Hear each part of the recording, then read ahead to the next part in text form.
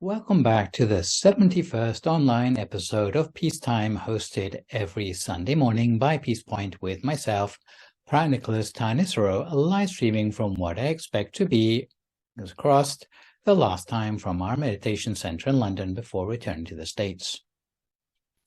Last time you saw me, we looked at blessing number 29 on the site of a true monastic. With the Dhamma talk today, we'll continue in our series on enlightened living to the fourth and final blessing of the instilling oneself with higher virtues subsection, that is, number 30, on regular discussion of the Dharma.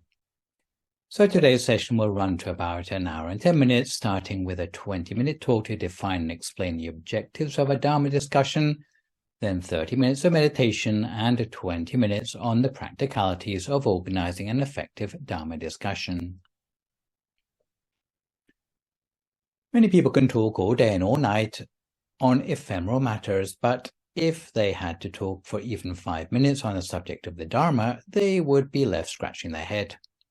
Discussing the Dharma is no easy skill. Even the Buddha himself spent many lifetimes perfecting his speaking and listening skills before he could move on to discussion of the Dharma. Dharma discussion is a challenge because it is the culmination of almost all the blessings already mentioned. Back in blessing number 7 on learnedness, Dharma discussion required participants to listen carefully to others first before expecting to be listened to themselves. Later in blessing number 10 on effective communication, we learned about the hallmarks of effective speech, rather than just saying what others want to hear by complimenting and praising them. Even if someone speaks 7 languages, they could hardly be considered an effective speaker if everything they said is controversial. More recently, in blessing number 22, those joining a discussion were expected to be respectful. In other words, since most things in the world have pros and cons, you'd be expected to emphasize the constructive aspect of things you talk about. Following on in blessing number 23, we learned that those in a discussion need to be humble, not looking down on others or their opinions. Later in blessing number 26, it was advocated that, having listened to many Dharma talks, our understanding would come from reflecting on what we've learned and otherwise interrogating these teachings. Of course, it is an acquired taste to want to listen to the Dharma rather than gawk at a comedy show, because firstly, it is hard to concentrate on something abstract like the Dharma when we are used to focusing on more concrete matters. A second challenge is that it's hard to be receptive to the Dharma. Supposing the monk talks about precepts, we run the risk of realizing that we haven't managed to keep our own precepts very well. Therefore, to be reminded of our bad habits is always unwelcome. It's hard to want to listen to someone talk about your shortcomings. It's like touching on an open wound. This is why people like sitting right at the back of the lecture hall whenever listening to Dharma teachings, in case the teaching monk puts them on the spot. Furthermore, in blessing number 27, we learned that those in a discussion need to be patient. The sort of patience needed is a patience in the face of interpersonal conflict, when differences of opinion arise. Most recently, in blessing 28, we learned that those in a discussion must be open to criticism. You will know about this as soon as the topic of Dharma discussion gets personal.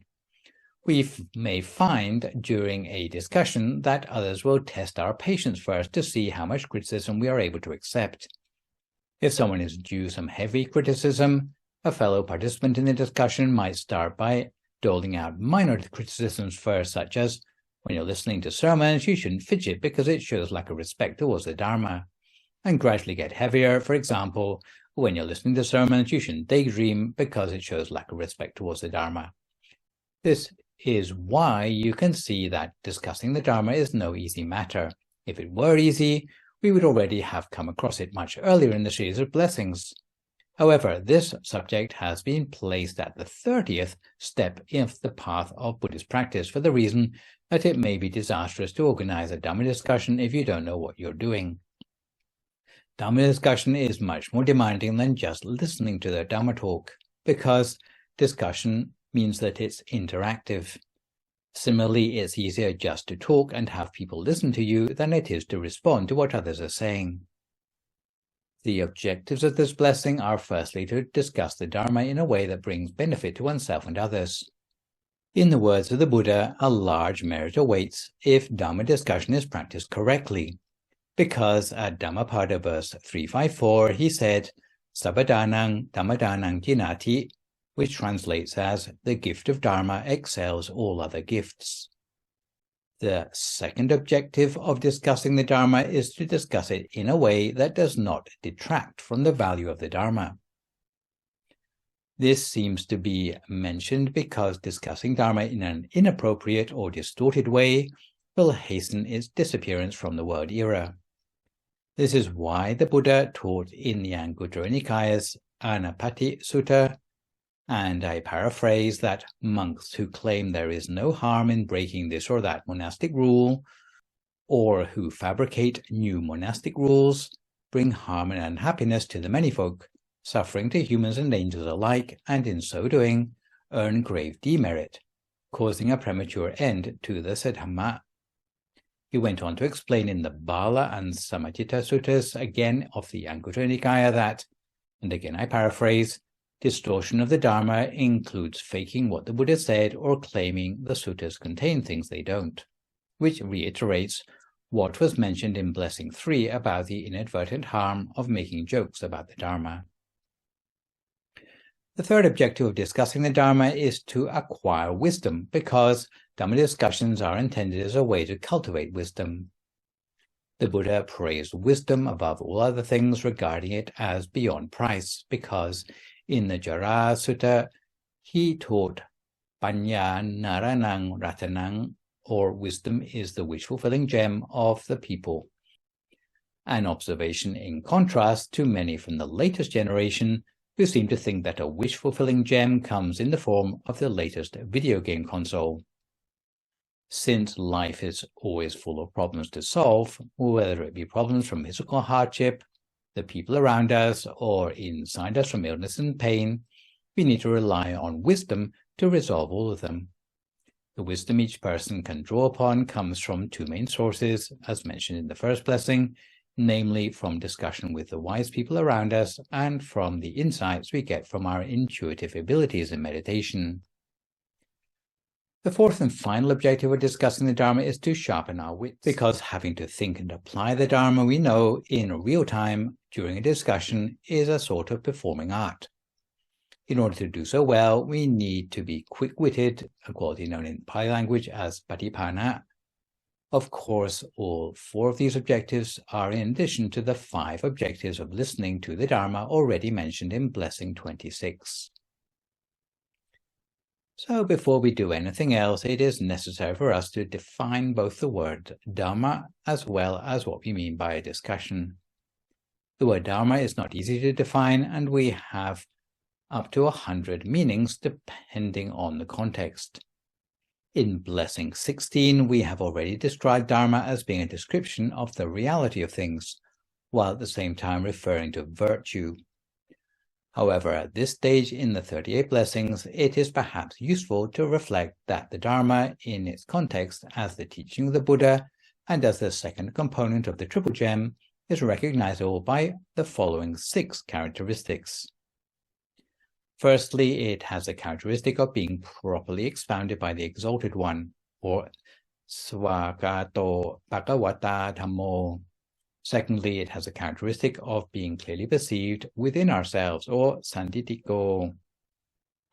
Thirdly, it has a characteristic of being timeless, or Akaliko. Fourthly, it has a characteristic of being inspiring to those who see it to call others to come and see it, or Ehipasiko. Fifth, it has the characteristic of being something that is internalized, or Opanayiko. Lastly, it has a characteristic of being something that is realized subjectively by the wise, or Pachatang Veditapo Vinyuhi.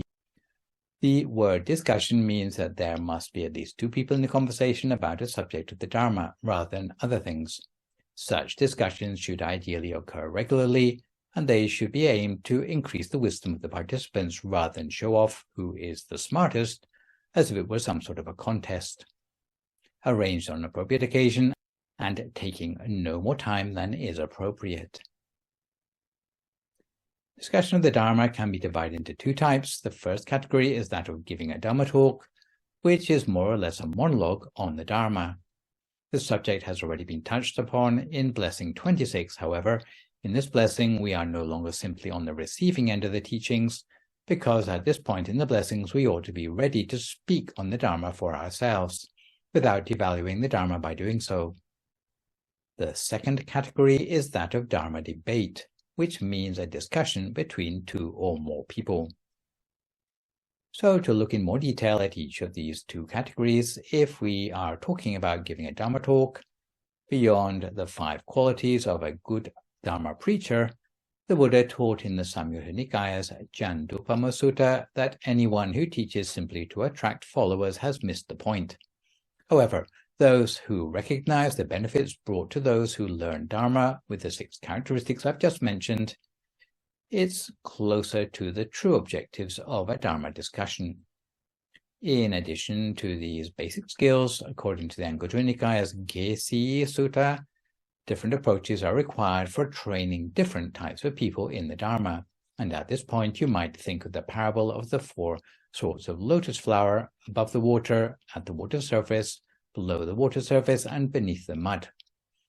The disciples who are lotus flowers above the water need to be taught gently by elaborating the meaning of good behavior and the wholesome fruits of such good behavior. Those below the water surface need to be taught sternly by elaborating the meaning of evil, yes, for once I am not using the euphemism for this term, and the harm returning to the perpetrator of such evil behavior. Those who are on the water surface need to be taught by a combination of these two means. And those who are below the mud, who cannot be helped in any of the previous 3 ways, will need to be put on a back burner until such time that they can gain benefit from regular teaching. Turning to the category of Dharma Debate, although giving a one-way talk on the Dharma is challenging enough, debating on the Dharma is more challenging still, because one must have the ability to think on one's feet. It's not only a question of accuracy in explaining the Dharma, but also of gauging the needs of the listener. Sometimes the listener's needs can be apparent from their appearance or expressions as they are listening. More commonly, it's apparent from the nature of the questions they ask. In this respect, though, not all questions can be taken at face value.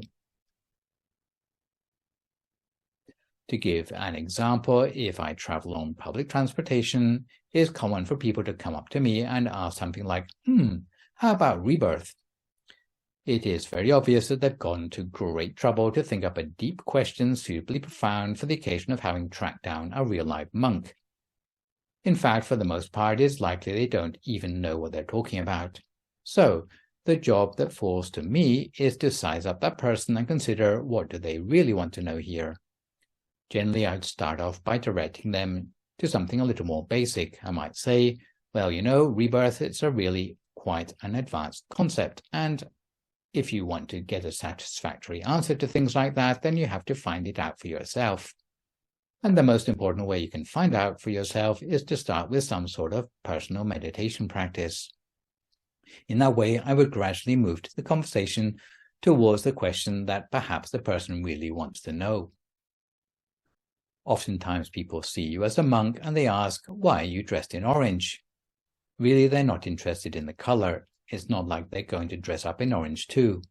They're probably interested to know what the point is of choosing to be a monk, and they don't know how to ask an appropriate question about that. So asking about the color orange is a good start, but it may not really be what they're interested to know about. So the first rule of Dhamma discussion is that not all questions are to be taken at face value. For a Dhamma discussion, it's necessary to read between the lines. Amongst 5 types of questions that are not worth answering directly are when you can tell a question comes firstly from those who are not really interested in your answers. Secondly, when there are those who ask a question when they already know the answer, but they're just trying to test your knowledge. Thirdly, there are those who ask a question because they are teasing you. More seriously, in a 4th category, there are questions that come from those who like to talk about. meditation attainments but never practice meditation for themselves, the spiritual equivalent to looking up the answers at the back of the book. Lastly, there are rhetorical questions that are statements rather than questions. By contrast, the sort of questions that deserve to be taken seriously and possibly at face value, and which at least deserve a proper answer, are questions that show a serious interest, questions from a practitioner about things they have not yet seen for themselves, questions from a practitioner to verify things they have already experienced in spiritual practice, or questions to alleviate doubt. In short, contributing to a Dhamma discussion needs a multifaceted strategy in answering questions. It turns out that in the Anguttara Nikaya's Banha Sutta, the Buddha enumerated 4 different strategies for answering a question. Firstly, it's possible to answer a question directly, which would be suitable for questions that have been well thought out in advance. The second way to answer a question is by giving what's known as a divided response. In other words, where your answer requires that you make a distinction clear. If someone is mixed up in their practice because they are confusing steps which should be made separate, or practicing things in the wrong order, then your answer must start by making a clear distinction between the component parts of an issue. Sometimes you need to limit the scope of what you're answering. Sometimes you need to make sure that both you and the listener understand the same thing by the terms you're using in the dialogue. For example, when you're talking about evil, but they are talking about sin. A lot of misunderstandings, for example, happen when the word merit is used unexplained. A third possibility for answering a question is to pose your own question in response. Sometimes people ask questions not because they're interested in the answer, but they are interested in whether you can answer. In such cases, maybe you should ask such people why they are asking such a question. In some cases, you need to ask them whether they would like to know or whether they would like to experience it for themselves without actually answering. Often you need to ask a question in return if their question is not clear to you. For example, have I understood correctly that such and such is what you're asking? Only when you get confirmation would you go on to answer the question. A final possibility for answering questions is to keep your silence, or maybe just avoid answering. This is otherwise known as noble silence, or in modern-day parlance, no comment. It is applicable when giving any answer, irrespective, will only serve to muddy the waters further. An example of this is when people ask about the specific inner experiences gained as a result of meditation, but they have never practiced it for themselves. It is not much use to give an answer because they would not believe you, whatever you answer, and they may use what they've remembered instead of striving to attain such an experience for themselves. So just before we come to time for our meditation, we have time for a quick story, which illustrates the point for Dhamma monologues that it is neither the breadth of your repertoire nor your academic prowess that counts as much as having personally mastered the virtues that you are speaking about. There was once the son of a wealthy Brahmin of Savatthi who entered the Buddhist order. He dwelled in the forest, fulfilling his novitiate, and came to the Buddha to request a subject for meditation. Seeing that Sariputta was otherwise occupied, the Buddha gave the novice a short teaching himself, starting with the words adicetaso, to the effect that there is no sorrow for the monk of transcendental thoughts. The novice learned this verse by heart and returned to the forest to reflect on it. Although he didn't know any of the other verses of Dharma, he understood this one thoroughly and eventually became an arahant by contemplation of it. Later, he came to be known as one exclamation or Ekuddāna, because he would exhort others to listen to the Dharma and he would recite this single verse that he knew. He chose to reside in a remote location, but he was not lonely because each time he had finished his recitation, the guardian spirits or devas in the forest rejoiced in his merit resoundingly. On one occasion, 2 learned monks who were well versed in the Tipitaka, the equivalent of modern-day academics, each accompanied by a group of 500 monks, visited this particular monk at his dwelling place in the forest. Ekuddāna invited the 2 monks to preach the Dharma. They inquired if there were many who wished to listen to the Dharma in such a remote area. Ekuddāna told them that even the guardian spirits of the forest would rejoice at the end of every discourse they hear. Thus reassured, the two learned monks took turns to preach the Dharma, but when their discourses ended, there was complete silence from the guardian spirits of the forest. The learned monks were puzzled, and they doubted the words of Ekuddāna, but he insisted that the guardian spirits always rejoiced at the end of every discourse. The two learned monks then requested him to do the preaching. Ekuddāna recited the usual verse, and at the end of the recitation, the guardian spirits rejoiced resoundingly as usual. Some monks in the retinue suspected the guardian angels inhabiting the forest were showing favoritism to Ekuddāna, so they reported the matter to the Buddha on their arrival at the Jetavana monastery. However, the Buddha admonished them, saying, "I don't say that a bhikkhu who has learned much and talks much of the Dharma is one who is versed in the Dharma. One who has learned only little and knows only one verse of the Dharma, but fully comprehends the Four Noble Truths as a result of it, and who is ever mindful, is the one who is truly versed in the Dharma." So it turned out that the guardian angels in the forest were better judges of Dharma authenticity than monks or academics in this story. Therefore, although Dhamma Debate can be thought of as being like an academic conference, like the sharing or exchange of ideas in order to foster academic progress, regular discussion in the Dharma goes deeper than academic knowledge, bringing wisdom and the pathway to liberation from suffering.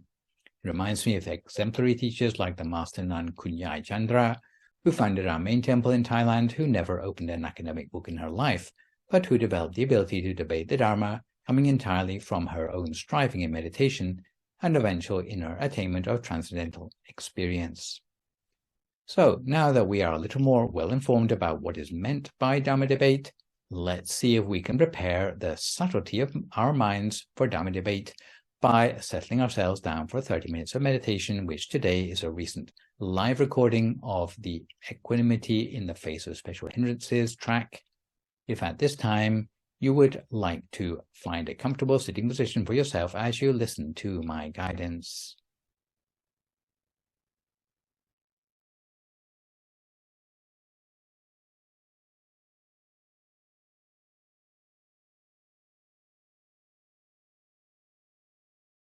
So if you'd like to settle yourself down into a comfortable posture for your meditation practice. For those of you sitting on a meditation mat, then sit cross-legged with your right leg over your left leg. And if you're sitting on a chair, then sit with your back fairly straight. And either way, your hand should be resting palm upwards in your lap, with the index finger of your right hand touching against the thumb of your left hand. Try to make sure your body is in a fairly upright position, without slouching forward, nor leaning too far back, so that both your circulation and your breathing are relaxed and unimpeded. Because everything about the meditation ought to be relaxed. If you are unnatural in the way you're sitting, then it will be hard to sit comfortably for very long. And even if you are sitting in a lazy way, ultimately you'll end up with aches and pains. And close your eyes very gently. Close your eyes so that your eyelids are just touching very gently together. Making sure there's no pressure around your eyes. Closing your eyes in just an ordinary way. And at this point you might like to make a mental scan down through the whole of your body to make sure each and every muscle is properly relaxed. Starting at the top of your head and scanning down through the whole of your body, relaxing each and every muscle as you go.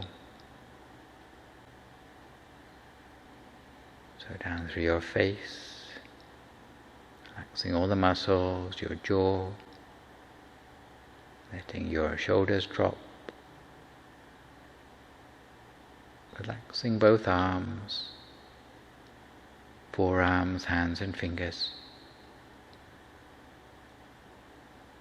relaxing the whole of your torso, chest, trunk and abdomen, the muscles of your back, both legs, all the way down to your feet and your toes. And if you still notice any places in your body where tension still seems to linger on, then do your best to relax it as far as possible. Having relaxed our body, we can turn our attention inward to relax our state of mind. And in this respect, we must let go of all things and not be attached to them. Not being attached to our physical body, not worrying about anything to do with our physical body. Our body is just like a location for the mind, a place to establish the mind, or a pathway towards peace of mind. In effect, our body is only transient. Sometimes it's like we have our body on loan. So ultimately our body is something that we don't need to obsess about. Really, the more important thing, especially for our sense of well-being and for our pathway towards spiritual knowledge, is to free our mind of thought.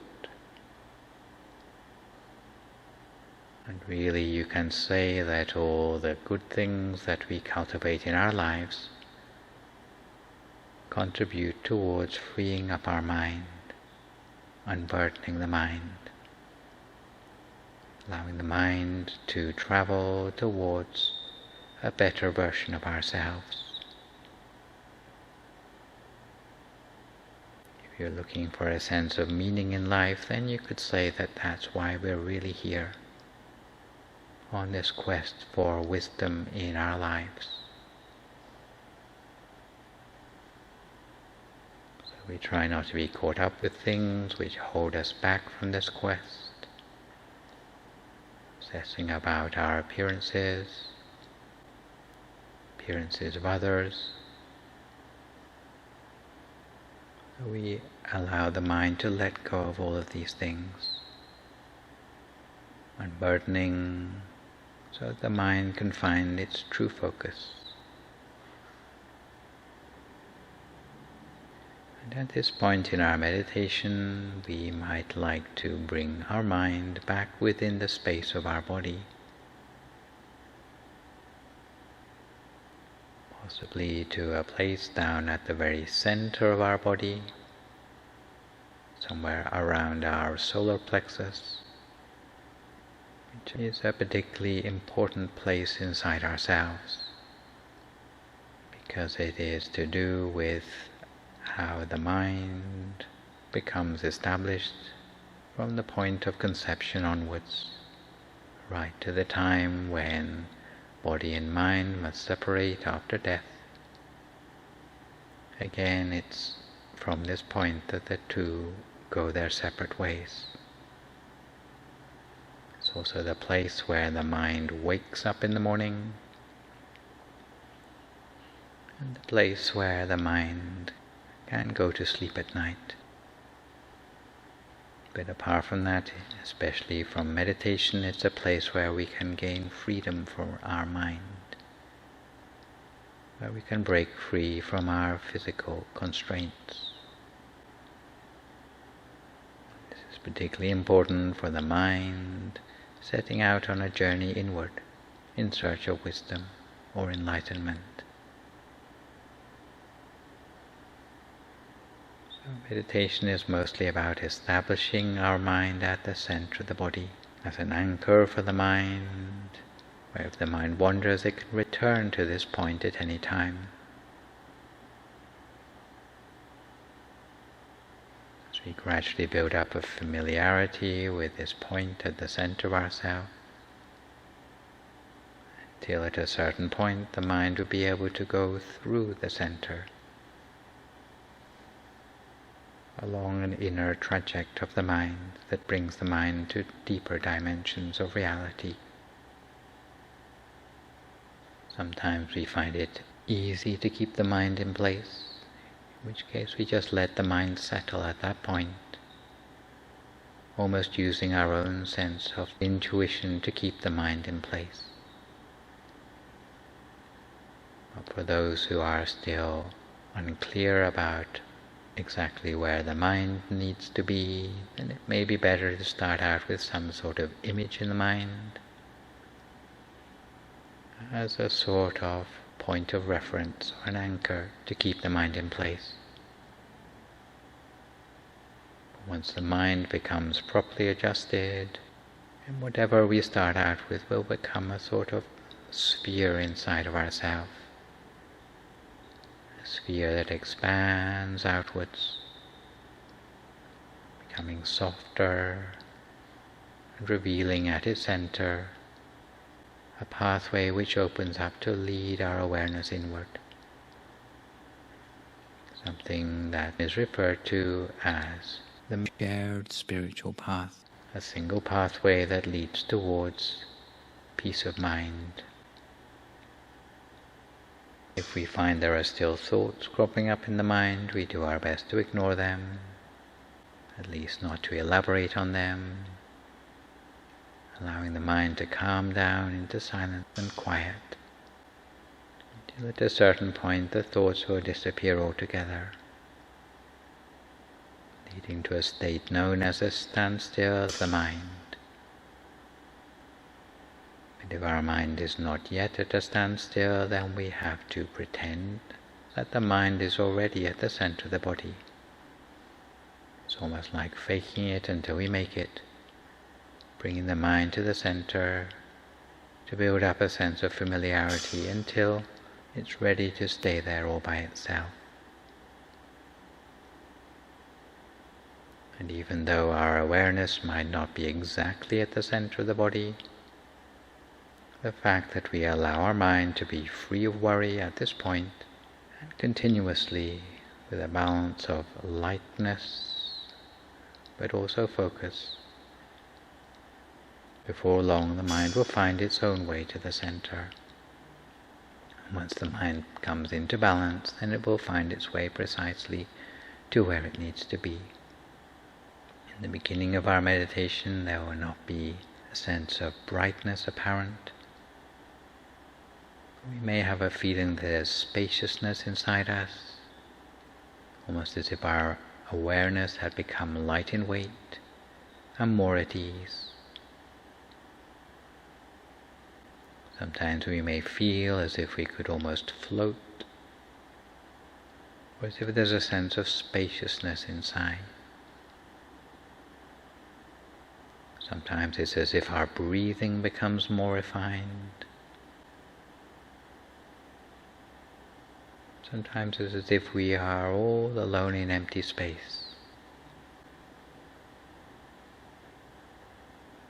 Often there's a sense of expansion which accompanies this state, as if our whole awareness seems to expand in one direction or another. Our awareness expands upwards, we may feel that our whole body is expanding. As if we were so tall we might reach the ceiling.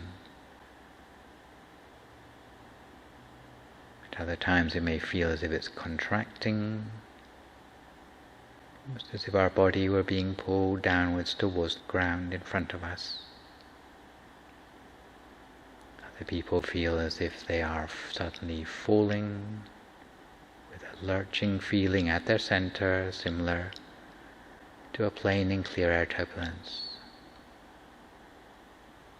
And if it's less refined than that, sometimes we may feel as if the body is swaying, as if we are rocking in a boat or in a cradle. We may merely feel that the hair on our body is standing on end,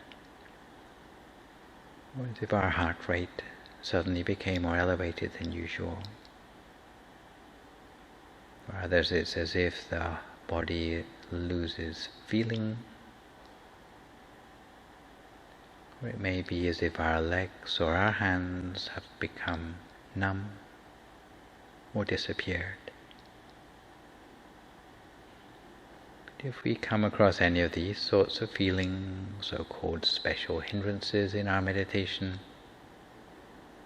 we should recognize them all as being symptoms of the fact that meditation is on the brink of progress. We should continue to maintain our sense of mindfulness, to keep ourselves on track, and at the same time we shouldn't get too excited about such experiences, certainly not to the point of elation. If the experiences seem untoward, then we shouldn't be afraid of anything, simply maintaining our mindfulness to the point where the wisdom breaks through to the point of equilibrium. And you come to the point where there are no more thoughts anymore. It will be almost as if you cannot think of anything, even if you were to try. It's very different from when we started out in meditation, where we couldn't stop our mind thinking.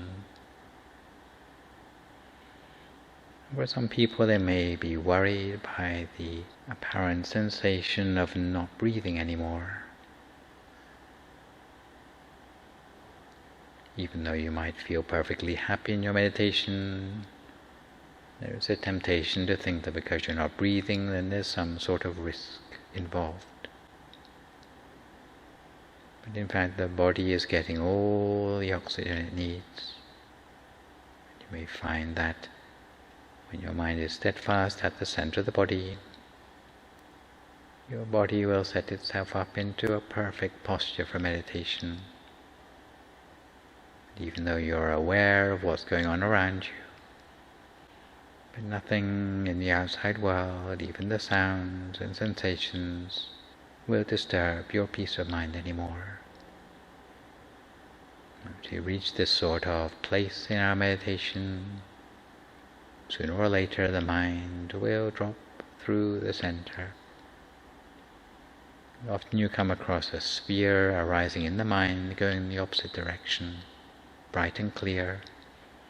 These may vary in size, sometimes small like a star in the sky, sometimes medium sized like a full moon or a shining sun, sometimes much larger, something known as the sphere of the initial path. It arises at the center, then we know that this is what it is. And it's recognized as a trailhead for the path that will lead towards peace of mind or attainments in meditation. And if we're lucky enough to come across such experiences, then it should be something that we try to maintain the whole of the time. Not just during our meditation, but whether we're standing, walking, sitting or lying down, eating or whatever task we may be doing. We should maintain it the whole of the time. Reflecting at the center of our body to maintain this state of mind. Whether our eyes are open or closed, we should try to see it in our mind's eye the whole of the time. So if we can maintain it in this way, then it will be something that allows us access to a pathway towards inner attainments, as something that we can build up upon for the rest of the life remaining to us.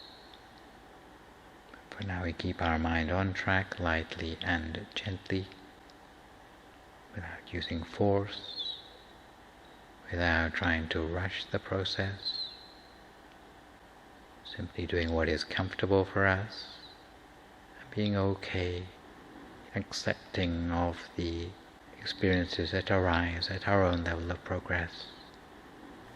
We continue in this way lightly and gently just for a few more moments now in silence, until we come to the appropriate time.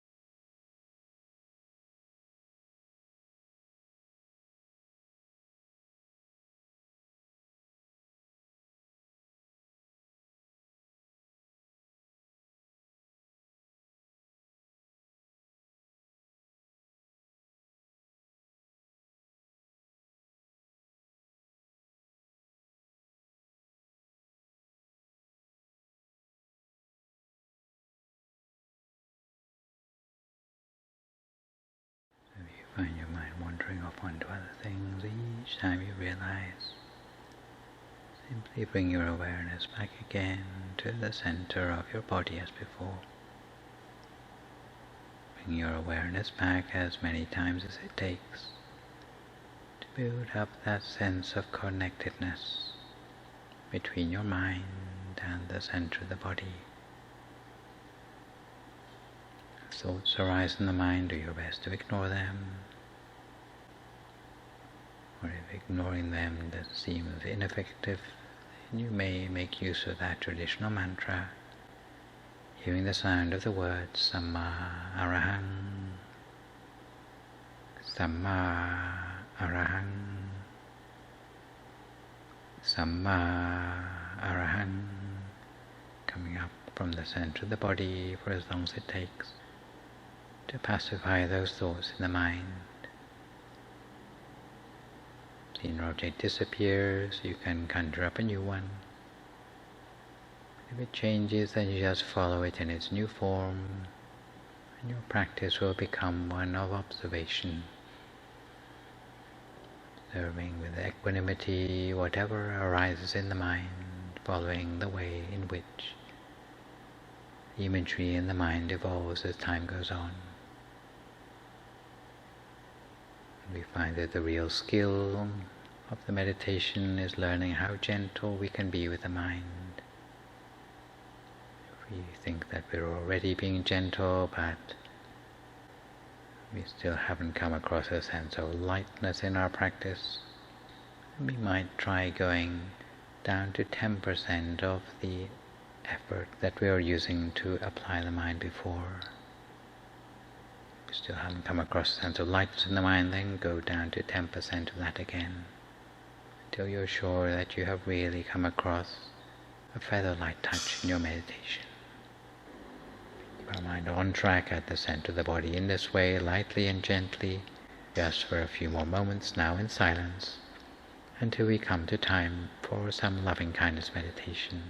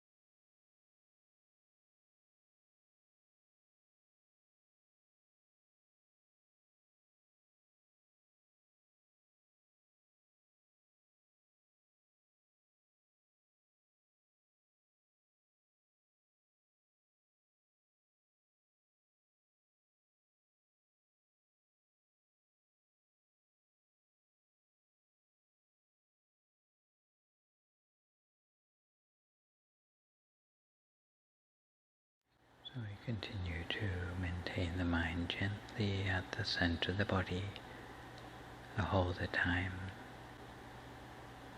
always connected with that positive energy from the inside that imparts us with a sense of joy, refreshedness and energy,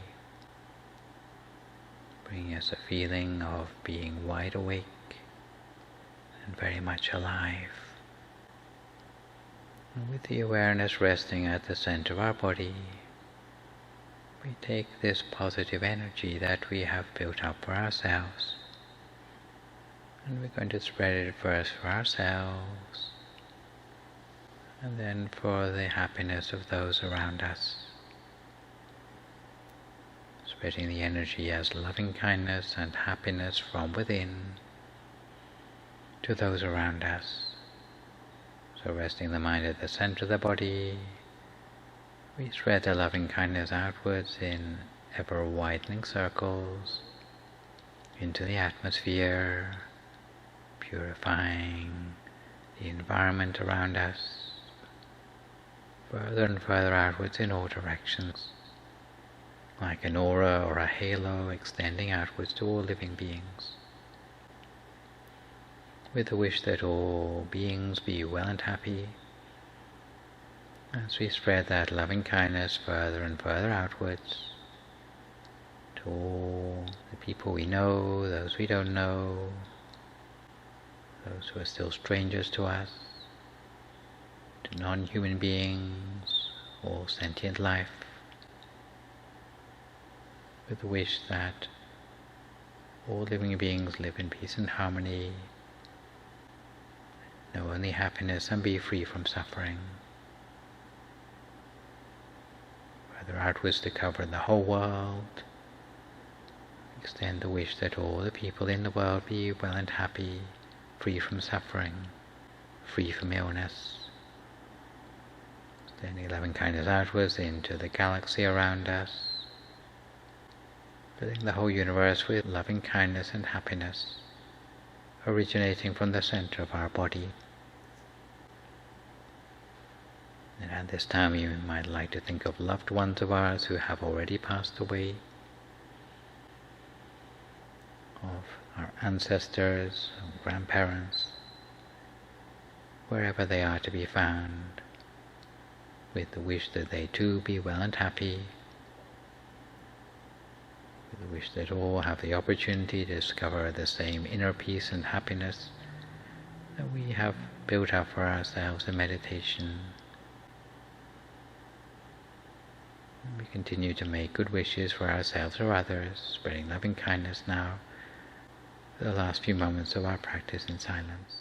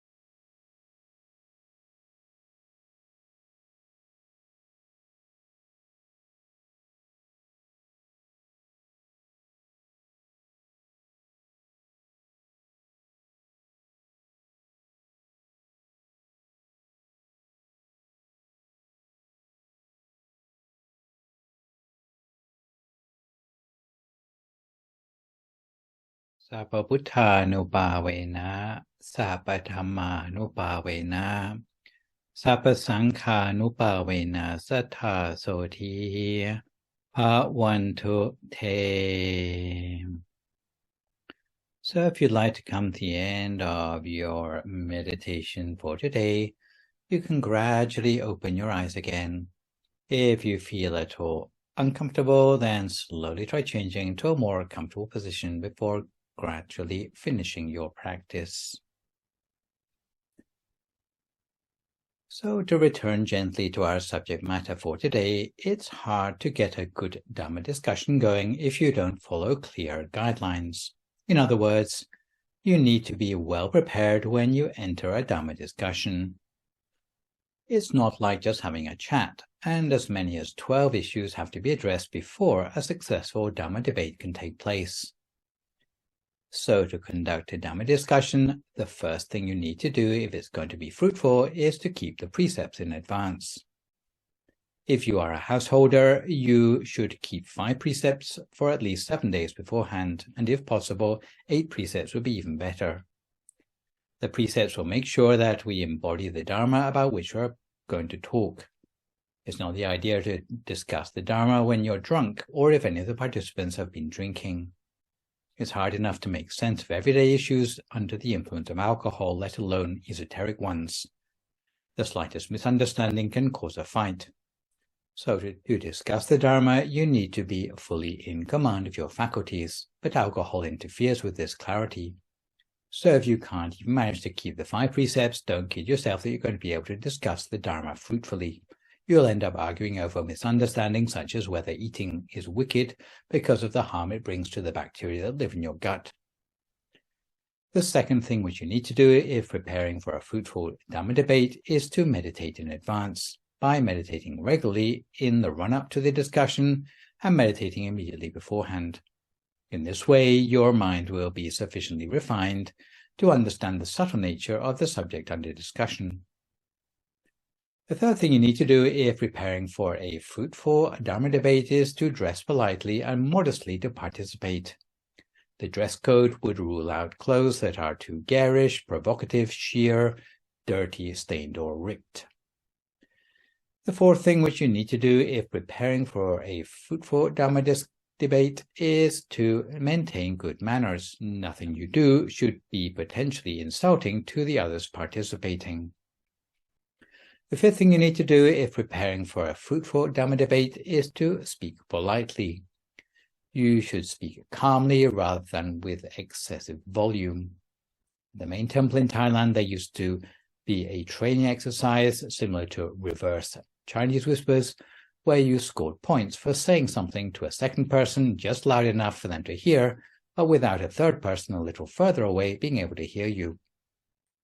Also, it's not the idea to boast about your attainments or how great your own lineage of meditation is. You should be honest about the limits of your knowledge and not pretend to be an expert in everything. The sixth thing you need to do if preparing for a fruitful Dhamma debate is to give unfamiliar teachings a benefit of the doubt. Even if you don't understand some of the Buddha's teachings when you first hear them, don't refuse them outright.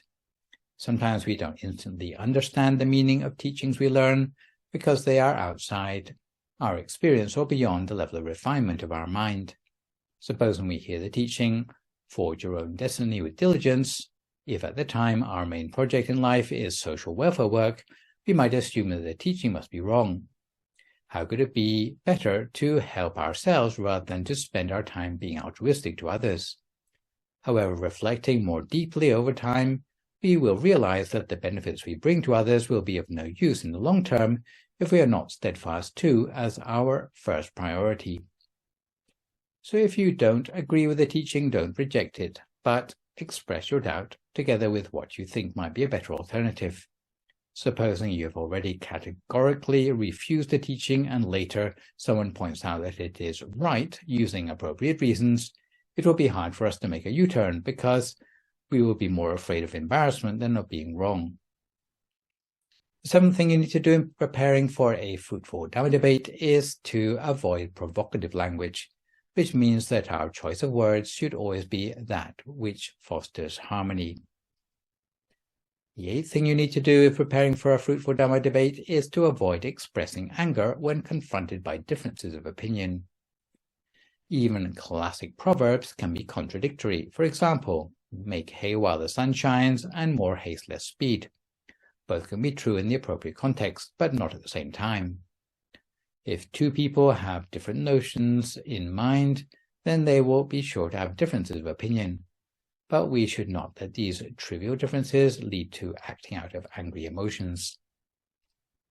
The ninth thing you need to do if preparing for a fruitful Dhamma debate is to avoid being motivated by thoughts of fame or one-upmanship. If scoring points of others is the reason you want Dhamma discussion, it would be better for you to stay at home.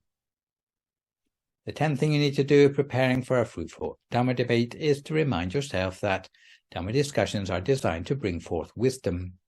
In other words, they are meant to further our knowledge by using the strengths of others to fill in the gaps in our own knowledge. Dhamma discussions are never supposed to be an excuse to show off how much we know. The 11th thing you need to do is to avoid letting the conversation drift off topic. If we start by talking about generosity and later find ourselves boasting about all the times we've been generous, then we have exceeded the limits of the Dhamma discussion. Similarly, if you find that you are gossiping about how stingy such and such another person is, then again that is no longer a Dhamma discussion. Final thing you need to do is to avoid letting the discussion go on for too long. Otherwise, everyone involved will be bored and the discussion will inevitably go off topic. A second area of concern if planning to hold a Dhamma discussion is to make sure you choose suitable participants. Choosing the wrong people to engage in a Dhamma discussion can be disastrous and cause a quarrel. The ideal sort of Dhamma discussion would take place if all the participants are noble friends towards each other. So, for the nature of the discussion to be mutually uplifting, you should invite those possessing the 7 characteristics of a good friend. So, Prospective candidates for a Dhamma discussion need firstly to be endearing, in other words, who enable others to feel at ease, ready to ask questions and seek advice. At the same time, they need to be respectable, which means they have the authority to get others to do the right thing rather than the easy thing. They also need to be cultured and emulable, which means that they cannot be a hypocrite, but instead exemplify the virtues that they are discussing. They need to be a wise counsel, which means that they have an accurate understanding of applying Dharma in every context, perhaps through knowing the appropriate time to give due praise or criticism. They need to be a patient listener, always open to others' advice, questions and criticism without being irritated by these. They need to have the ability to explain profound matters in a way which can be easily understood. And finally, they should never be the sort of person who speaks of things for no good reason, or who leads conversations to a useless or harmful end. These criteria apply to conversations where you have some choice over the participants. If the conversation is within the family, then you have to work with what you've got. Turning now to look at the sort of subjects that will make for an effective Dhamma discussion, according to the Buddha, there are 10 criteria known as Kattavatu for selecting subjects amenable to a Dhamma discussion. They are subjects that you can't go far wrong with in a Dhamma debate, and include the topics of wanting little, contentment, seclusion, solitude, energetic striving, self-discipline, concentration, wisdom, liberation, and the seeing and knowing of liberation. At the same time, the Buddha advocated avoiding unproductive talk of things like kings, robbers, ministers, armies, panic, battle, food, drinks, clothes, beds, flowers, garlands, perfumes, relatives, vehicles, villages, townships, cities, districts, women, champions, streets, gossip, ghost stories, superficial talk, fables about land and sea, prosperity, and decay. In addition, the subject of conversation must be relevant to the participants. If you're going to discuss self-discipline, you should to choose participants who are invested in the subject. If you are going to discuss meditation, then it should be a discussion between those who have already got down to practice for themselves. Finally, we need to consider the appropriate occasion for the Dhamma discussion. Just like listening to Dhamma teachings, the practice of Dhamma discussion should be regular, perhaps weekly or monthly, or it might be on the occasion of a particular calendar event with an appropriately related topic. For example, a New Year, it might be appropriate to hold a discussion about New Year's resolutions. The choice of time might also differ depending on whether the discussion is planned to be held within a family or more publicly. In the time of the Buddha, even though arahants had already freed themselves of all defilements, they would still hold discussions of the Dharma to sharpen their knowledge, so we cannot underestimate possible benefits to those who are less enlightened. In ancient India, discussion of the Dharma was like the national pastime of that time, with debate on spiritual and philosophical matters to be found in groups meeting informally on every street corner. In Thailand in the 1800s, any village where the mayor was interested in the Dharma would hold a public Dhamma discussion every full moon day. The discussion would have very simple rules so that all the villagers could have the chance to join in. For example, each villager took it in turn to talk about the best good habit they had, something which even the village thief could manage. The nature of rural society in those days meant that a multi-generational family lived together. The young and middle-aged adults would go out into the fields to work. Meanwhile, the old folks would stay at home to mind the children. Usually the old folks would make baskets or do other sedentary tasks, and often they would tell tales to the children playing nearby, often cautionary tales and Jataka stories, and the young children would have a lot of questions for the old folks, and in answering such questions before long, they would strike up conversation on the subject of the Dharma. As a result of such conversations, the children would learn the foundations of ethical behavior from a very early age. These days, the opportunity to discuss Dharma is becoming scarcer because family tends to center itself more on individualized multimedia than shared spiritual wisdom. However, anyone who hopes to pass spiritual values down to their children should realize that they ought to become spiritually literate before it's too late. If a family cannot manage to come together for at least one communal meal per day and talk to each other while doing so, they'll lose the chance for their family to have a Dhamma discussion. Within a better organized family, topics of discussion around the dinner table might take the form of parents giving advice to their children or asking their opinions on certain aspects of their children's behavior. The parents might speak for 80% of the time, with the child contributing 20%. Otherwise, it will end up with the children teaching the parents instead. Another slightly more stylized version of the Dhamma debate is hosted between monks down to the present time in the Theravada tradition, where they give a sermon from two pulpits. That is, two monks with expertise in a subject would discuss that subject with each other in front of an audience. In the Tibetan tradition, there's also the tradition of debating for students and teachers, and you can see them doing the hand clapping to punctuate arguments delivered, with the objective of honing their mastery of scriptural material. While giving a Dhamma talk might be compared to shadowboxing, a Dhamma discussion where the audience can talk back is like boxing against their real opponent. Some Dhamma discussions can have very high stakes. Just as St. Patrick had to debate with Druids to establish Christianity, there have been a series of historical disputations to settle the contest between Buddhism and colonial missionaries. One very high-stakes Dhamma discussion was the debate in Sri Lanka for the right not to be colonized. It's known as the Pānadura debate, or Pānadura Vādaya, and it had its beginnings in 1873. The debate may be considered as a cornerstone for modern Sri Lanka. Rather than being a symbol of fanaticism, it is a landmark in the social transition for the island. The context for the debate was that the movement of Western engagement with Sri Lanka went from curiosity and trading in the 16th century to dominance and exploitation from the 17th to the 19th centuries. At the spearhead of domination, Portuguese, Dutch and British colonists deployed various forms of Christianity, and as a result, Sri Lanka became a colonial protectorate, whereby Buddhism fell into disarray. Buddhist monks were neglected and held in low social esteem. Temples fell into disrepair, and the religion's influence in the nation's social fabric was diminished. The culmination of this disarray was a missionary scholar who had working knowledge of the Pali language called Reverend Daniel Gogoly.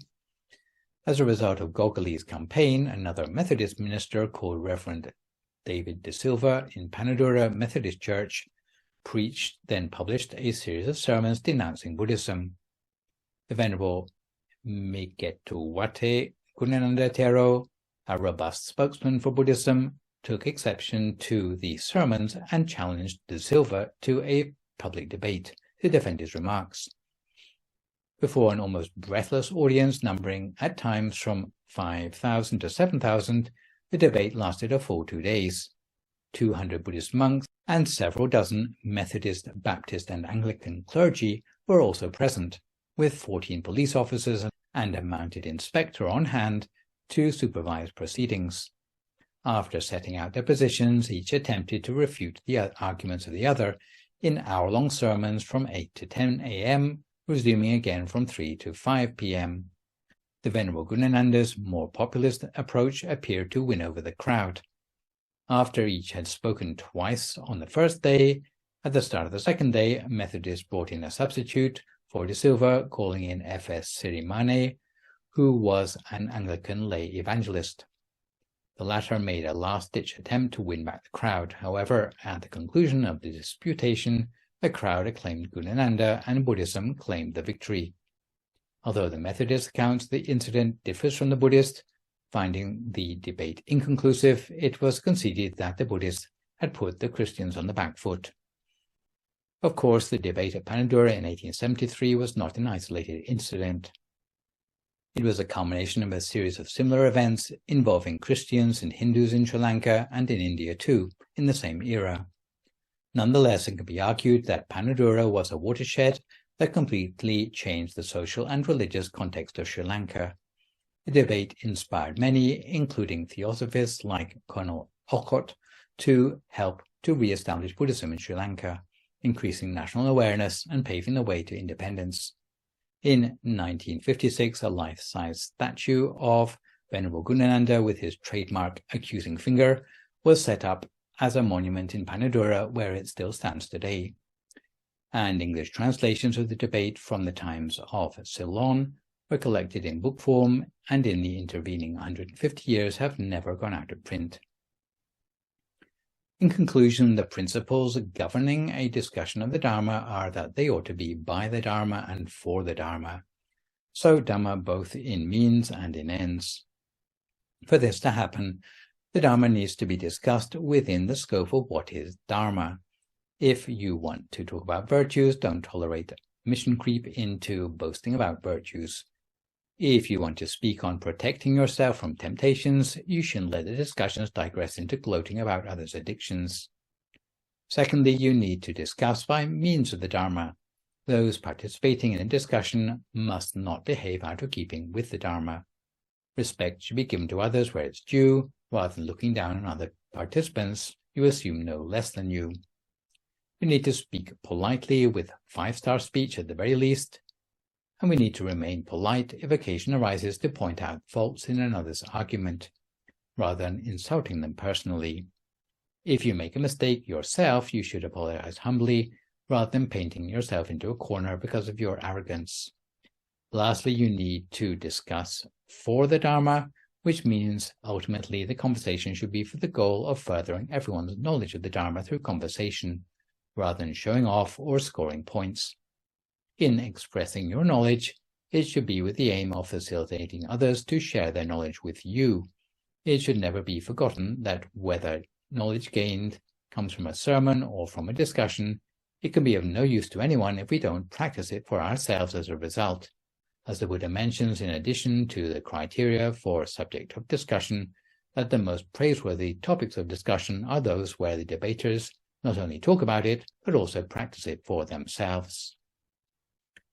But to finish with today, I'd like to illustrate what goes on during a Dhamma debate, so that you can actually see the skill needed in understanding and answering questions, best illustrated by the Buddha himself, who was forced to explain away a lot of misconceptions brought to the table by an influential Brahmin at the time about why the Buddha did not see fit to pay respect to Brahmins who were more senior than him. And I should mention that this example is one of the shorter ones. There is a longer example, which I didn't have time for, where Brahmin Babari set a whole gang of his disciples on the Buddha with 35 different questions. So to come back to our Brahmin, whose name was Verañja, he once visited the Buddha at Naleru Pichumanta and a series of merely 10 questions, and the way the Buddha responded is a good example of getting to the real question. First, Brahmin Verañja asked, "Is it true that you have no respect for aged Brahmins?" The Buddha replied that because of attainment, not seniority, Brahmins ought to respect the Buddha rather than the other way round. Brahmin Verañja did not understand the Buddha's explanation, put so succinctly, so he continued asking further questions, continuing with a whole series of accusations he had heard against the Buddha. He asked, "Then is it true that you are tasteless?" The Buddha replied that the fact that they say I am tasteless is correct in as far as I have relinquished attachment to the sense perceptions of eye, ear, nose, mouth, and body. But surely that is not the question you really wanted to ask. Next, Brahmin Verañja asked, "Is it true that you are without wealth?" The Buddha replied that the fact that they say that I am without wealth is true in as far as I have relinquished attachment to wealth. But surely that is not the question that you really wanted to ask. Next, Brahmin Verañja asked, "Is it true that you are inactive?" The Buddha replied that the fact that they say I am inactive is true in as far as I exhort my disciples not to commit any evil-doing of body, speech, or mind. But surely that is not the question you really want to ask. Next, Brahmin Verañja asked, "Is it true that you are a nihilist?" The Buddha replied that the fact that you say I am a nihilist is true in as far as I advocate the annihilation of greed, hatred, and delusion from the mind. But surely that is not the question that you really wanted to ask. Next, Brahmin Verañja asked, "Is it true that you are full of hatred?" The fact that they say that I'm full of hatred is true in as far as I advocate the hatred of evil choices of body, speech, and mind. But surely that is not the question you really wanted to ask. Next, Brahmin Verañja asked, is it true that you are a terminator? The Buddha replied that the fact that you say I'm a terminator is true in as far as I advocate the termination of greed, hatred, and delusion, and I teach the Dharma for the termination of all forms of evil and unwholesomeness. But surely that is not the question you really wanted to ask. Next, Brahmin Verañja asked, is it true that you are an incinerator? The Buddha replied that the fact that they say that I am an incinerator is true in as far as I advocate the burning up of the unwholesome states of body, speech, and mind. But surely that is not the question you really wanted to ask. Next, Brahmin Verañja asked, is it true that you will not be born anymore? The Buddha replied that the fact that they say I will not be born anymore is true in as far as I will never again enter the womb or take future birth. Finally, Brahmin Verañja asked, then are you saying that you should be called the oldest because you emerged before all the others? The Buddha replied that in a clutch of hen's eggs, wouldn't it be true to call the first chicken to hatch the eldest of the clutch? I was the first to break through the shell of ignorance by attaining recollection of previous lifetimes of myself and others and reaching the end of defilements. Only after this explanation did Verañja realize the answer to his original question about why the Buddha thought he deserved the respect of other Brahmins, and appreciating the uniqueness of the Buddha in this world, he took refuge in the Triple Gem as a Buddhist layman for the rest of his life. So this session I have introduced to you blessing number 30 on regular discussion of the Dharma. For my next live session online, which will, fingers crossed, be a week on Sunday morning, we'll continue the first blessing in the 9th group with the blessing number 31 on practicing austerities. For good measure, I'd like to remind viewers that you can email your questions about meditation or what you've heard in this lecture to the email address that you can see spelled out on the slide. And I'll do my best to answer these on my next session. In the meantime, try to avoid recklessness or complacency as we continue to deal with the knock-on health and economic effects of the pandemic. Maintain a positive mood, speak only positive words, forgive others, extend good wishes to others, and meditate daily. Hopefully, as a result of today's session, you will manage to get full benefit from any Dhamma discussions you organize or participate in. So for today, this is me, Phra Nicholas Thanissaro, signing off for now. So long, folks, and stay safe.